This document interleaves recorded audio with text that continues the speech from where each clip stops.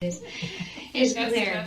So this is not a typical Ask UAS event where we have a panel and speakers and presentations and PowerPoints. This is kind of like a story swap.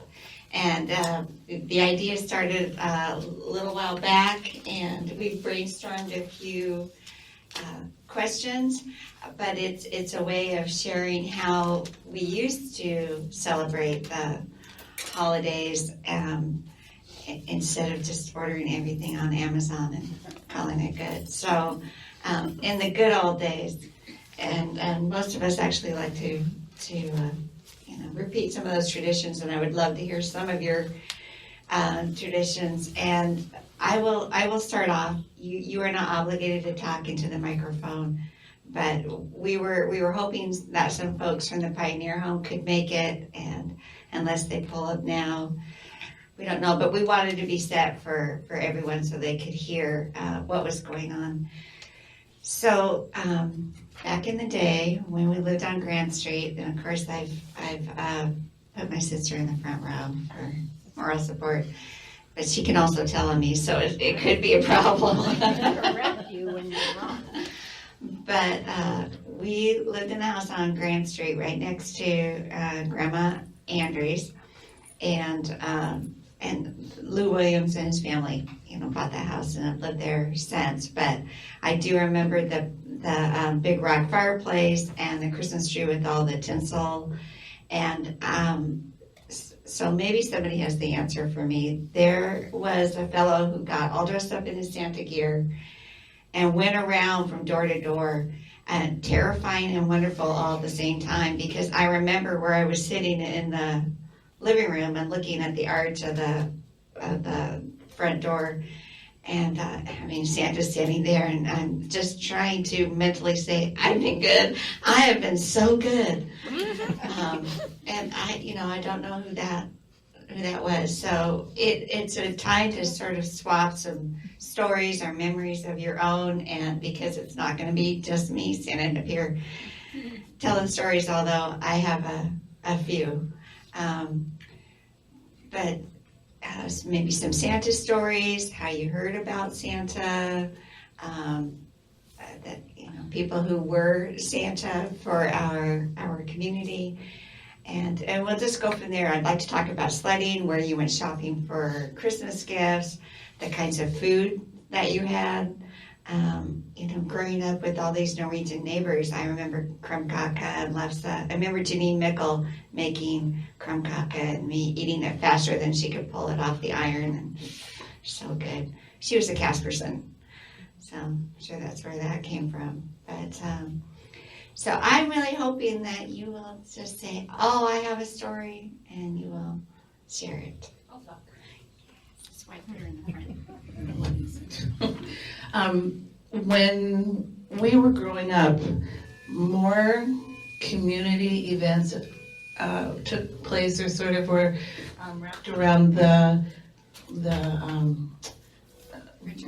thank you, the other fraternal clubs. There were, remember the Moose, the Elks, the VFW, the American Legion, the Redmen, Eastern Star, the Masons. That's what people did. It was a big deal in Ketchikan, and I think those social groups were how people relaxed and then interacted with their neighbors and their friends after work. I think now people stay home. People get home and they don't want to leave. But those fraternal organizations were a big deal back then in the 50s and 60s. And everybody was, not everybody I'm sure, but a large percentage of the community was involved in those things. And they gave Christmas parties, all of them, for kids. And I remember particularly the Elks at the old building downtown that later became the Fireside and now is part of the Arts Council complex. That huge room upstairs and had a big stage, and all the gifts were lined up there for little kids and stockings. It was just like this wealth of riches.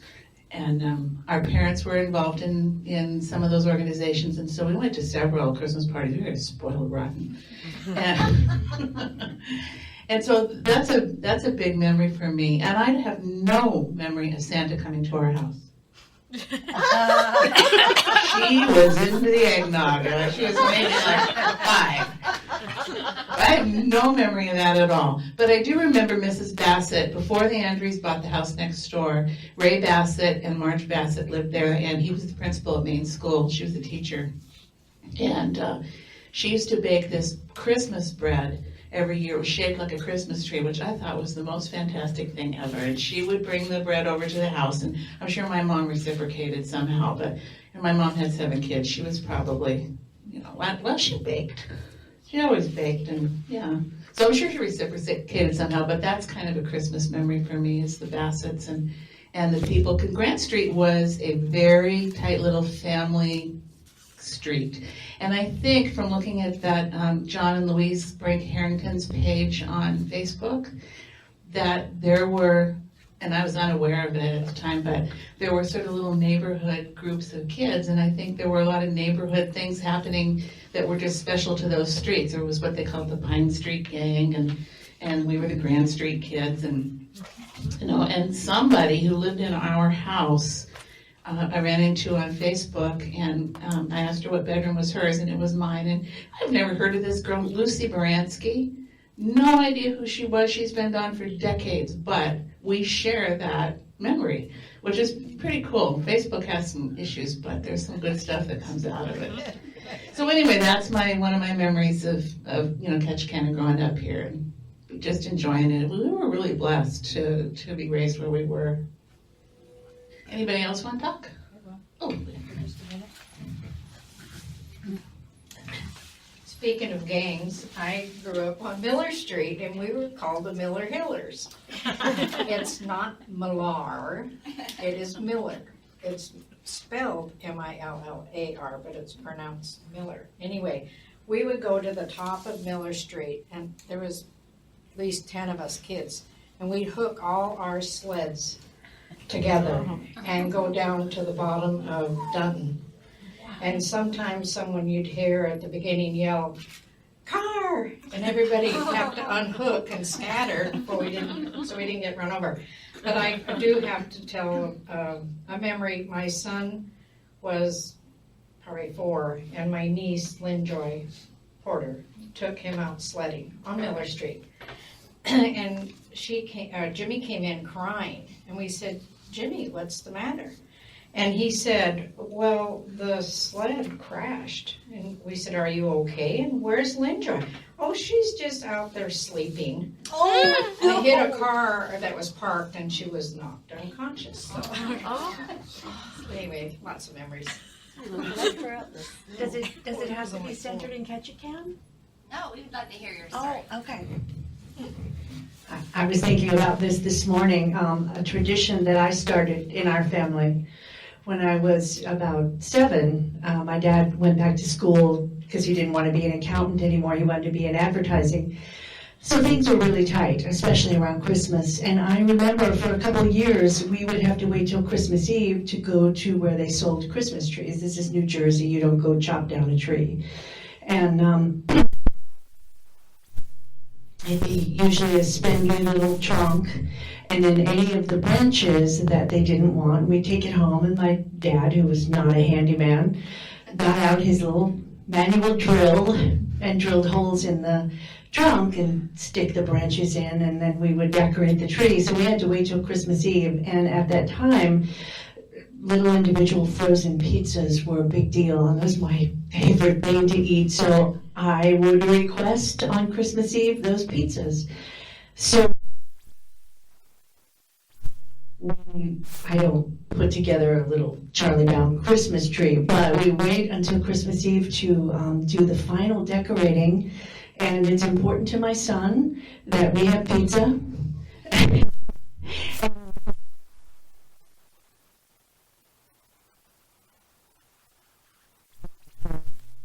Ornaments for the tree, so I made a bunch, and I went to a 5 and 10. I bought little plastic mirrors or little cloth bags, all 25, 50 cents each, and I still have them. And that's what we put on the tree, along with any other historically important ornaments. And we tell our history while we put those ornaments on the tree and eat pizza. And 2 years ago, his wife came from Peru and celebrated with us. And her friend does the whole, like, perfect artificial tree with the blue and the white and the red. And she looked at ours, and I thought, oh, she's going to think this is so pathetic because it's patchwork. And she's like, I love this, the history. And so what I realized this morning is that it's so important to my son and now my daughter-in-law that I know even when I'm not here, those same ornaments, along with pizza and Christmas Eve, will be continued, and that makes me so happy. Nice. Caroline, you were gonna talk about pioneers. Oh, all right. My name's Caroline Seabright. I've only been around 15 years, so I don't go back to some of those good stories with all the social clubs. But I've been volunteering at the Pioneer Home also. And they're sorry nobody could come today, but they're happy that you're videoing. So they're putting the famous train together today. And I'm going to pass the picture around. And last year, I think it's about, weren't sure if it's 7 or 8 years, and they have all kinds of buildings and trees and a yacht club and a lighthouse that have been donated over the years from different people. And last year, Yvonne Zerbitz made the hanging piece of fabric that's in the background now. So I just thank you for letting me say hello, and it's wonderful to hear these stories. I'll just pass this around. If anybody hasn't seen it, it'll be all put together by tomorrow, I think. If I could just Louis? talk real quick. Someone jogged my memory a little bit earlier talking about the social clubs here in town, Moose and things like that. My parents were members of the Eagles Club, and we had Christmases just like that. And that was probably one of my fondest memories, most vivid memories when I was younger, was waiting for Santa Claus to come. And I remember there being massive amounts of people there, and of course my parents were there to talk to their friends, but we didn't care about their friends, we were waiting for Santa. And I do remember specifically that, everybody would say, well, Santa's coming soon, and then somebody would get up on the roof and start making a ton of noise. All the kids in the room would just immediately start saying, oh goodness, it's Santa's coming! Electricity, So yeah, that I just wanted to share that. That was a really great memory, and yeah, the Eagles were amazing. Yeah. Yeah, I remember when Santa was sitting, and there was always a big conversation about, is it Santa or is it one of his helpers that looks like Santa? When we got a little older, a little savvier, and then I think I was 10 or 11 when, which was. Okay, I wasn't innocent. I really did believe. And then, found out that Santa, there's more than one story to Santa. And, of course, I had to turn around and tell our sister Bryn, who's 4 years younger than me, the truth. I felt it was honor bound to ruin her Christmases. But yeah, when you're lining up for Santa, and we don't have the big department stores. I mean, we have a couple of our local St. Nick's, but they play such an important role and something that we do remember. But you were talking, Claire, about the 5 and dime, and I remember going to Ben Franklin to buy all my Christmas gifts, and how much I miss all of those local small stores, and wondered where, other stores where you went shopping here in Ketchikan, if anybody has memories of favorite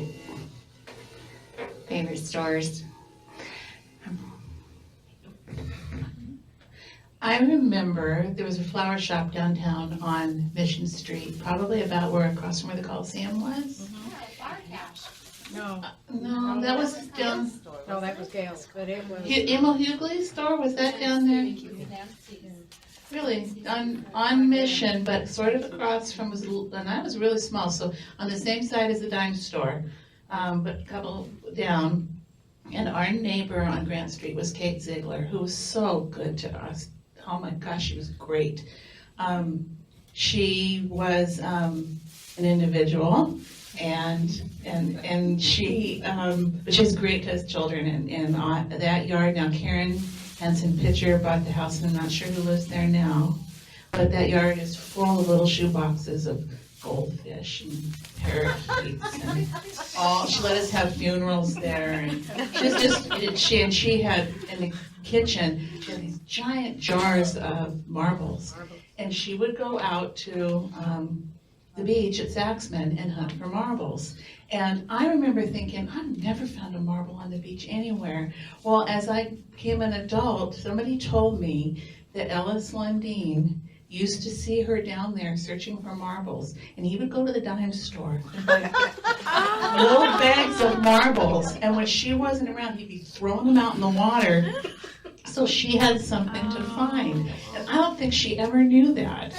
But anyway, she was wonderful to the children, and I wanted to get her flowers one Christmas, and I didn't have a lot of money. And what I had, I probably stole from Kathy. So, but I wanted to get her flowers, and so I remember going in and saying to the lady at the counter, I want to get flowers for Mrs. Ziegler.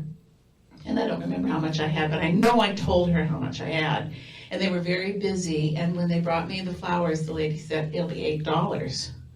Well, she may as well have said $1,000. I didn't have $8. But what I remember about that is when I stood there so sad, she said, never mind. She said, you just give me what you got and I'll put in the rest. Which was so kind. I don't know if that would happen now to some random child who showed up at the flower shop. But that was just a typical sort of Ketchikan thing to have happen. And Mrs. Ziegler got her flowers, and it made me happy, and I'm sure it made her happy. So it was a good memory. And then I got to thinking, there was some little scandal back probably in the early 60s where a bunch of local notables got arrested for sledding. You're talking about the sledding. Down, it must have been down Baden Street, past the old hospital, because I guess the police department had told them not to do that, but they were all about 3 sheets to the wind. So they kept doing it, and for years, one of the local guys used to say to my mom, remember Cecilia when we all got arrested and hauled off to jail?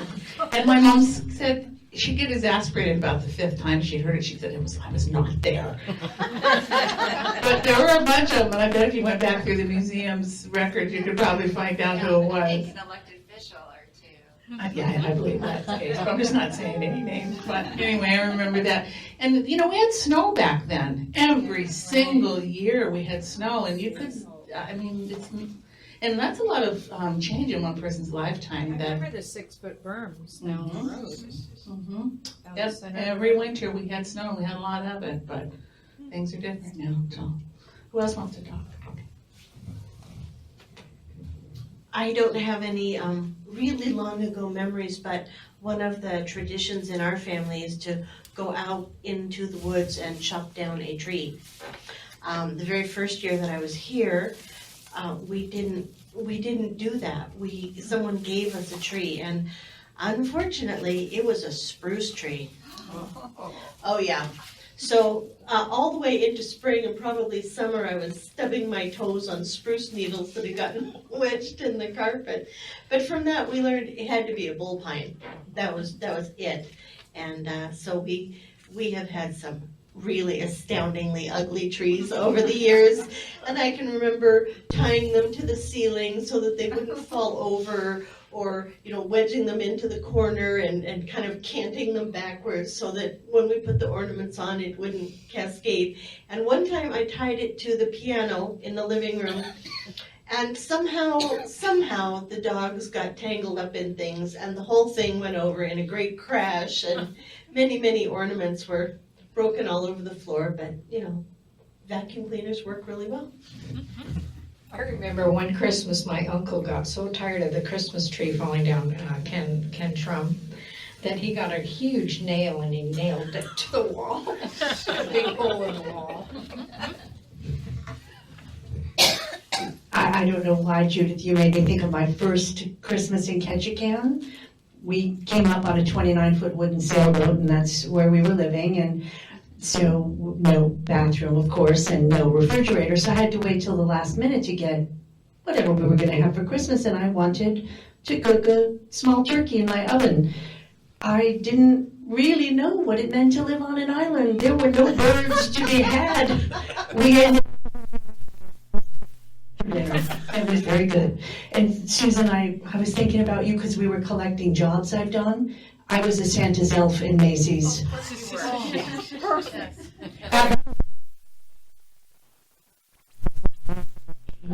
Thanksgiving Day parade, yeah. Claire used to say to me when we worked together one summer, back when I worked for the rabbit grower, back when I worked for the trapeze artist, back when I worked for the mafia don in Joyce. I'm telling you, she's had a checkered career. Wonderful. And now she's at UAS. Tell boring stories, Marilyn. Oh, yeah. I don't think I remember spending a Christmas out there. I was probably too young. But I do remember Ketchikan, and I'm sitting here listening and trying to remember and think about the things that I grew up with. And what came to my mind was the movie Christmas Story. And I'm sure everybody knows about that one. But that makes me think of my childhood, because I look at what they were wearing as far as snowsuits and where you put your tongue on something cold to see if it'll stick, and all the things that they used to do. It was like going back in time for me, because I kind of grew up in the 40s and the 50s. So I remember when that movie came out, my children were young, but we've seen it so many times and had so much fun with it. And the tree was beautiful with the big lights on it, and it was just like my mother's tree, beautiful. And we had a lot of nice Christmases, and simple. And I do remember the snow, piles of snow, and we used to play in our backyard. And we were up on 3rd Avenue, and back then, down here, it was all woods. You had to come up a trail, and that's where we played for hours. And we used to sled down 3rd Avenue and then down our trail. And let's see, where else? Down Madison. So we were on this side of town. But I remember once up there, the sidewalk that comes up to Holy Name School, that area there, we used to sled down that. And my sister got into trouble there and caught her leg on something and tore it open, and she's hollering, "Oh, I see my guts, I see my guts." But we had a lot of fun. And I remember I was talking to my brother about it, who wanted to be here but couldn't, and what we got in our stockings was like a coloring book. And one thing that I'll never forget, because they still have it now, and I take it, is the Jergens lotions, which I loved. And when my mom put that in the stocking, it was just so special. And you can still buy that, and when you smell it, it's like going back in time. So I always keep a bottle.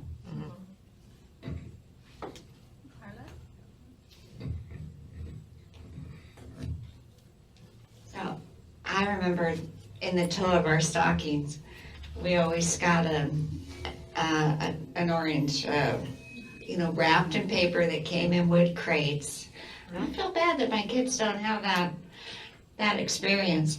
I do have to do a shout out to, I was just talking with Bill Urquhart about the South Tongass Community Hall that is no longer standing, but the events that we had out there. And then there were those people who lived out on North Tongass, and they were, like another community. You talked about the streets in town. I mean, North Tongass and South Tongass, the twain never shall meet. I don't even know that we hung out so much in school, but I found this little paragraph in The Way It Was in Coastal Alaska, 1920 to 1978. It's Ivan Wick. And in fact, this is one of the UAS Ketchikan Campus Library inherited Margaret Bell's book collection. And this is one of them. So if you're out in the stacks, you'll find that. But I did want to just read this one paragraph. During the 40s and early 50s, we used to have a group of people who, for the most part, lived in the Wards Cove and North Tongass area, some having been there for years or all their lives. There were the Almondsons, Evie and Lars, Morris and Jean Vick, Bertie and Earl Parr, Joe and Florence Brindle, Don and Lou King, Sally and Beck, Lillian and Bill Mossberg, Jim and Bernice Lebo, Jack and Katie Goddard, Bill and Agnes Latin, and Bill Latin Sr. with his spouse. Bill Latin Sr. was the anchorman for this group, and there was nothing but we should have a dance and a party every holiday or for whatever other excuse we could find. It was wonderful and shall always be remembered. We have had some of this in the States, but never in the same light. And I thought that's kind of what it was when we had our community clubs and different activities. And yeah, we're not out and about so much anymore. But a shout out to those people who lived out on North Tongass from the South Tongass.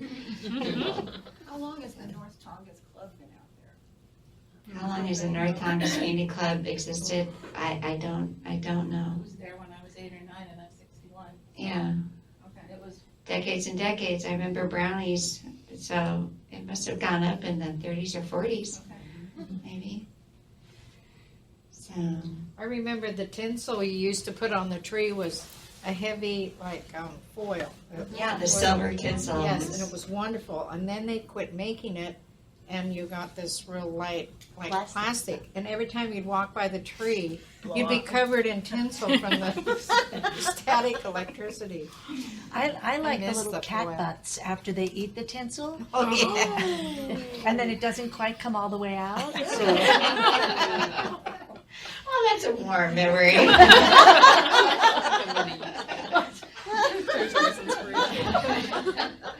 So any other stories or recipes?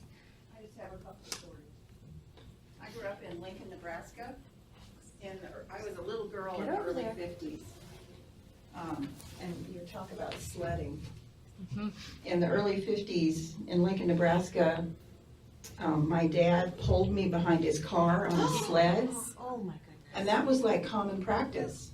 And now when you think about it, it's like horrifying. But, I mean, we did it all the time, all winter. And it was really fun. And I also remember every Christmas, I mean, we had a beautiful real tree. And my dad was a perfectionist, and he would spend probably 2 hours putting the lights on. And my brother and I would be standing there with an ornament, waiting for him to be done so we could start, decorating the tree. One of my favorite memories is the year I got my cowgirl outfit when I was 4 or 5.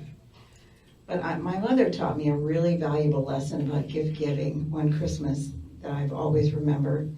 She told me to pick out a book for a friend of mine, I thought. So I just went into Miller and Payne, a big department store in Lincoln, and picked out a book. And then Christmas morning, I opened this book, and it was that book. And it wasn't anything I really wanted. Oh, funny. And so from then on, I've been really careful when I pick out gifts for friends and loved ones, because I had been so casual about it. It was like, oh. So now I really try to think carefully when I pick out gifts for people. Thanks, Mom. Lincoln was very snowy and very Christmassy and very different from here, but. Judith. Oh, this isn't a story, this is a question. How long has Ketchikan done the boat parade? I mean, I don't think that long, the last couple of decades maybe. I remember the boat parade happening when I got here in '79, but I don't know how long it was going before that. I asked Ann Thompson to write that up for next year, because I was talking to her about that today. She said in the 60s, though, they would have maybe 50 boats in the parade, and it went from, is it Point Pleasant or Mountain Point. down to Mountain Point and ended up there, and they would have house parties and people watch outside. But I don't know, it's at least in the 60s, and then it died out, I understand, for a while. And last year I saw 5 boats go by the Plaza Mall, and I don't know anything more. I know that there's one being organized for this year, and it's gonna be on a Friday night. I think it's the 22nd. Yeah. My memory was always that it was the Sunday before Christmas, but this year that would be really hard. Yeah. Christmas Eve is on Sunday. Right. I have another message from Hillary at the Pioneer Home. Oh, yes.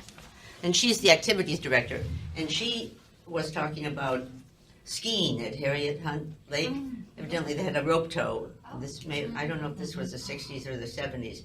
And then also, somebody with all that snow that she used to have would shovel off the lake, and they would have evening ice skating. And it was a big party on the ice. There's quite a few cars at the bottom of Ward Lake too. They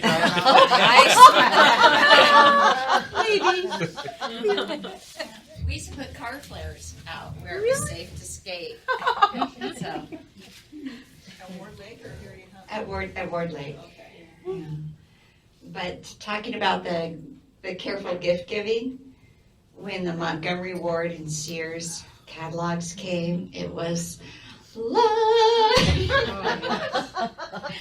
studied it like we were just studying for the LSAT. You know, we were going through it. That was as close as we got to the Meyer and whatever department stores. That was our department store. I remember one year my husband ordered me something from Montgomery Wards, and they called the house and said, "You have a package." I said, "Well, don't tell me what it is because it's my Christmas present." She says, "Well, it's only a set of dishes."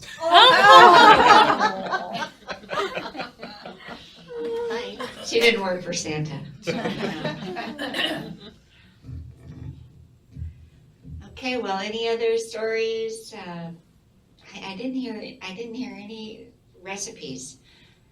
Nobody's going to share their. It's a family secret. Yeah, they are family secrets. They are. So, other than the cream wafers, my mom used to make. In fact, she brought them to a Christmas party once.